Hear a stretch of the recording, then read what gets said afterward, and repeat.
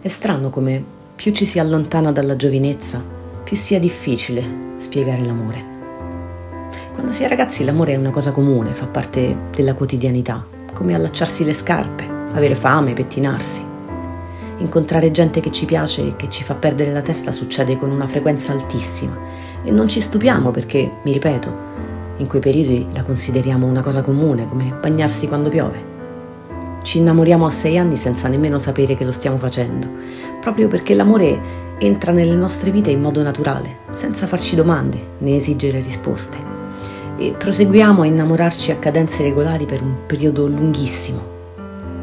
Poi, per molti di noi a un certo punto, capita sempre di meno di pensarsi innamorati. L'amore perde il suo connotato di evento naturale e diventa altro.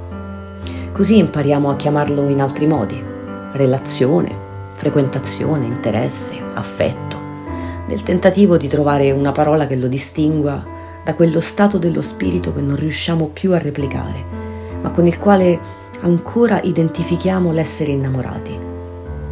Forse chissà, l'equivoco sta proprio qui, cioè nel chiedere all'amore di essere sempre se stesso, mentre il mondo intorno a noi cambia, le persone che conosciamo cambiano, noi stessi siamo altro rispetto a quando avevamo 10 anni e passavamo le notti insonni a pensare a Claudio della terza B solo perché aveva un bel sorriso.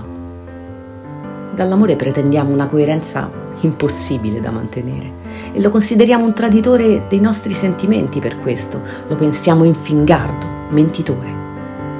A un certo punto della nostra esistenza si finisce persino per temerlo e più odiamo quello che è diventato per noi, più ne rimpiangiamo i fasti, bramandoli terribilmente, anche se non siamo disposti a scendere a compromessi con il tempo e accontentarci di una di quelle relazioni da adulti dove la quantità di sentimenti condivisi è più il frutto di un'intermediazione immobiliare che di uno scambio spontaneo e senza vincoli contrattuali.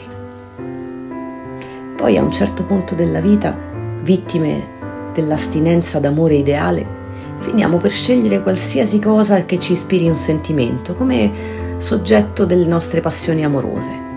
A volte un animale o un oggetto costoso, oppure una persona che magari non meriterebbe nemmeno la nostra attenzione e che spesso ci conduce lentamente a una sofferenza alla quale non sappiamo opporci.